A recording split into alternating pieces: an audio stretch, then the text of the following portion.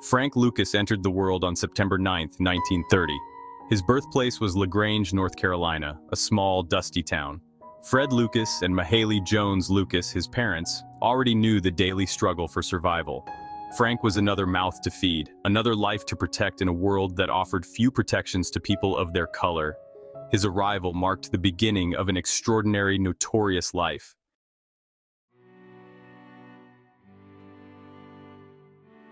As Frank Lucas moved through his early childhood, the weight of his surroundings pressed in. Rural North Carolina, for all its natural beauty, was a prison of sorts for a young black boy with a restless spirit. Education for black children was underfunded and often cut short by the need to work. Frank saw the limited paths laid out before him, a life of toil with little reward, always under the thumb of a system designed to keep him down. He observed the adults around him, their dreams deferred, their spirits often weary.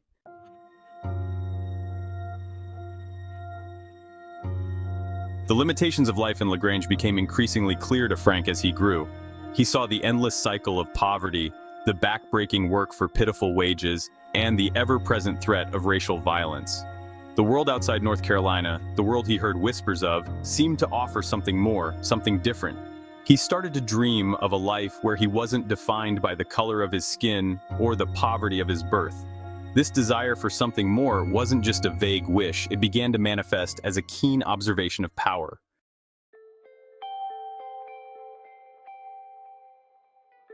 Frank Lucas was growing into his teens, and the confines of LaGrange, North Carolina, felt tighter than ever. Stories of the North, particularly New York City and Harlem, whispered of a different world. The decision began to crystallize in his young mind. He had to get out. He was around 15 when he finally made the leap.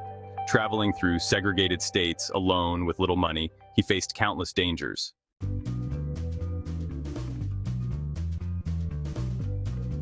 Harlem, in the mid-1940s, when Frank Lucas arrived, was a place of dazzling contrasts. For young Frank, accustomed to the stultifying quiet and rigid codes of the rural South, Harlem's relentless energy was intoxicating. Yet, Harlem's embrace was not entirely warm.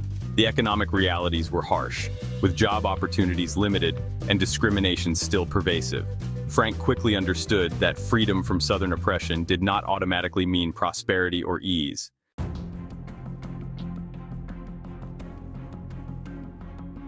The immediate, pressing concern for Frank Lucas in Harlem was money. The few legitimate jobs available to a young, unskilled black man from the South were often menial, backbreaking, and poorly paid. The streets, with their whispered promises of quick cash and a taste of independence, held a powerful appeal. His first steps into Harlem's underworld were small, tentative. These early experiences were his apprenticeship, teaching him the rhythm of the street economy.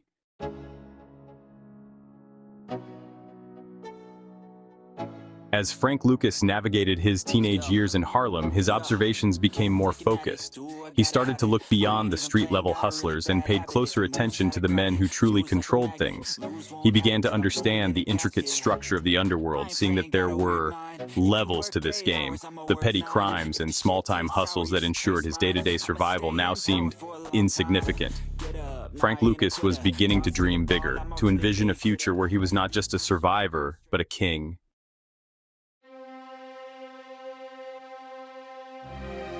Frank Lucas arrived in Harlem a teenager. Formal education was a luxury he likely never considered, or perhaps quickly dismissed. His immediate needs were far more pressing: food, shelter, a way to make money. The streets of Harlem became Frank's true high school. His curriculum was survival. His teachers were the pimps, the pushers, the gamblers, the con artists.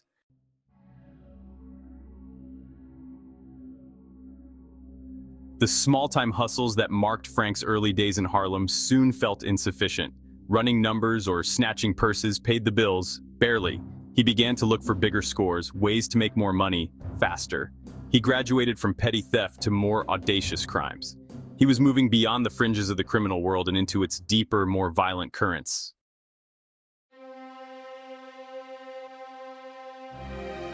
As Frank Lucas delved deeper into Harlem's criminal landscape, he naturally came into contact with more established figures. He learned through observation, by running errands, by being in the orbit of men who had already made their mark.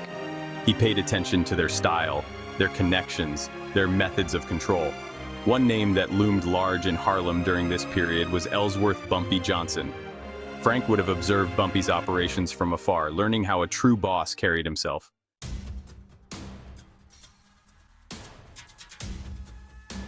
There might not have been a single dramatic moment when Frank Lucas consciously decided to dedicate his life to crime. Each successful robbery, each new connection in the underworld, reinforced the idea that this was where his future lay. The legitimate world, with its slow climb and continued disrespect, held no appeal. He began to see himself not as a petty thief, but as an aspiring entrepreneur in a high-stakes, unregulated market. He saw the potential for immense wealth and influence, and he was willing to do whatever it took to achieve it.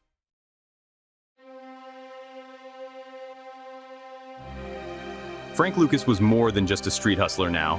His ambition burned fiercely, a fire stoked by the indignities of his youth and the raw energy of Harlem. He understood that to truly rise, he needed to learn from the best, from someone who commanded genuine power. That man was Ellsworth "Bumpy" Johnson, the undisputed godfather of Harlem. Getting close to Bumpy wasn't easy. The old man was shrewd, surrounded by loyalists, but Frank was persistent, and perhaps Bumpy saw a reflection of his own younger self in Frank's eyes. A similar hunger, a similar ruthlessness. Frank eventually maneuvered his way into Bumpy's orbit, starting as a driver and bodyguard, always watching, always listening, absorbing every lesson. Working for Bumpy Johnson was like attending a masterclass in organized crime.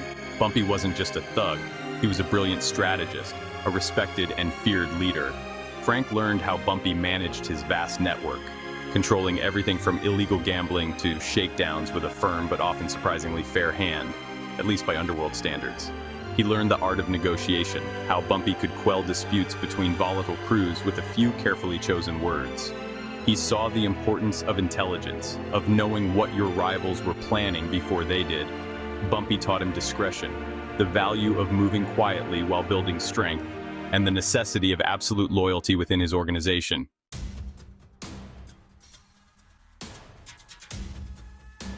The reign of Bumpy Johnson, a constant in Harlem's underworld for decades, began to wane as his health deteriorated. Then, in 1968, the unthinkable happened. Bumpy Johnson died of a heart attack while eating at Wells Restaurant in Harlem. Frank Lucas was reportedly by his side, a loyal lieutenant to the very end. Bumpy's death sent shockwaves through Harlem. It was the end of an era. The neighborhood's most powerful and in some ways stabilizing criminal force was gone. The streets felt different, uncertain. A profound sense of loss mingled with a nervous anticipation of what or who would come next to fill the void. With Bumpy gone, a significant power vacuum emerged in Harlem's criminal landscape. The old order had crumbled. Various factions and ambitious individuals immediately sensed an opportunity to seize control of Bumpy's rackets and territories. Chaos threatened to erupt as lesser bosses and gangs vied for supremacy. Shootings and street battles became more common. Frank Lucas, known as Bumpy's successor by some, found himself in a pivotal position. He had the experience, the reputation, and the connections. But the landscape was shifting rapidly, and the old ways of doing business were being challenged by a new, far more lucrative and far more destructive commodity: heroin.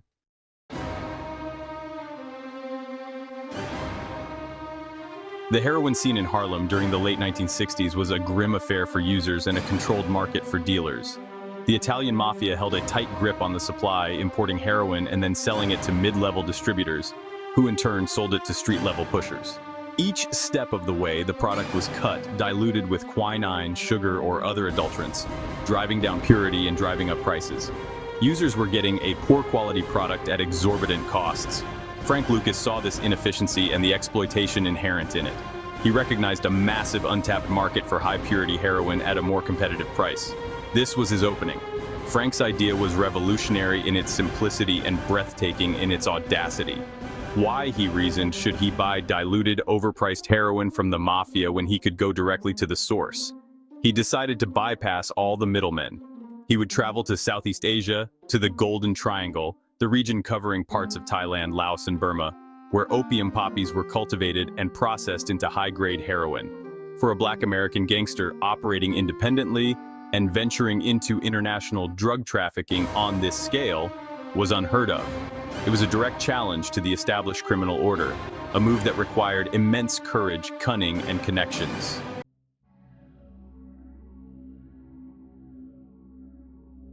With a direct source for high-purity heroin secured in Southeast Asia, Frank Lucas faced his next monumental challenge: how to smuggle tons of it back into the United States, bypassing customs and law enforcement. The Vietnam War, a tragic conflict that was then raging, inadvertently provided him with a macabre and audacious solution. America was shipping thousands of its fallen soldiers home in coffins. Frank Lucas allegedly saw an opportunity within this grim procession. He devised a plan to use the chaos and sanctity surrounding these military transports to conceal his illicit cargo, a method that would become infamously known as the cadaver connection. The details of the cadaver connection are chilling and remain a subject of debate, with some, including Lucas himself at times, claiming its veracity, while others, including official sources, have disputed its scale or existence. According to the legend, Frank arranged for a carpenter in North Carolina, Ike Atkinson, a former U.S. Army sergeant who was then running a bar in Bangkok frequented by soldiers, to build false bottoms into the government-issued coffins. These hidden compartments would be packed with kilograms of pure heroin before the coffins were sealed and shipped back to military bases in the U.S. It was a ghoulishly clever exploitation of a system built on respect for the dead.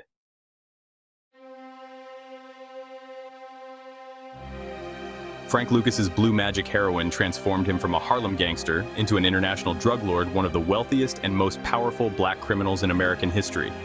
The money rolled in at an astonishing rate, reportedly millions of dollars per week at his peak.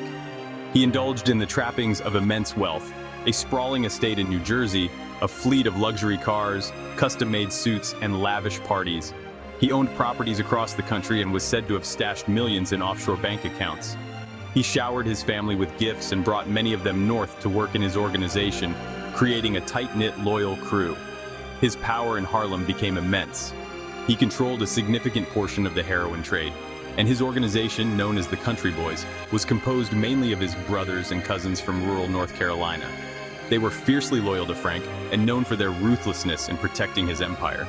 Frank didn't just sell drugs. He managed a sophisticated business overseeing supply, distribution, and enforcement. He commanded respect and fear throughout the underworld. He famously met with the Italian mafia not as a subordinate but as an equal, a testament to the power he had amassed through his ingenuity and sheer audacity. All empires, no matter how meticulously constructed, eventually face their day of reckoning. Frank Lucas's heroin network, built on blue magic, was no exception. Law enforcement agencies began closing in, piecing together his sprawling enterprise. A flamboyant chinchilla coat at a public fight caught law enforcement's eye. Detective Richie Roberts, incorruptible and relentless, pursued justice. He built a case, tracking Lucas's movements and identifying key players. Facing a mountain of irrefutable evidence and the prospect of life behind bars, Frank Lucas made a stunning decision. He chose to cooperate with the authorities. This was unheard of for a gangster of his stature, who lived by the code of silence. But Lucas was a pragmatist, a survivor. He saw his dire situation and sought a way out, even if it meant betraying the streets he once ruled. His cooperation was spearheaded by Richie Roberts, the detective who brought him down. An unlikely relationship formed between them, built on mutual respect. Roberts saw a chance to dismantle criminal networks, and Lucas saw a chance for a reduced sentence. Lucas provided invaluable information, outlining the heroin trade and naming corrupt officials. His testimony led to numerous arrests and convictions. After serving his reduced prison sentence, Frank Lucas was released in 1981. He lost his drug empire, wealth, and fearsome reputation. He tried to live quietly, but his past was hard to escape. In 1984, he was arrested again for a drug deal gone wrong. This sent him back to prison for 7 years. His life story was too compelling to fade into obscurity. In 2000, New York Magazine published an article titled "The Return of Superfly." This led to the 2007 film American Gangster, directed by Ridley Scott, starring Denzel Washington. The film cemented his place in popular culture.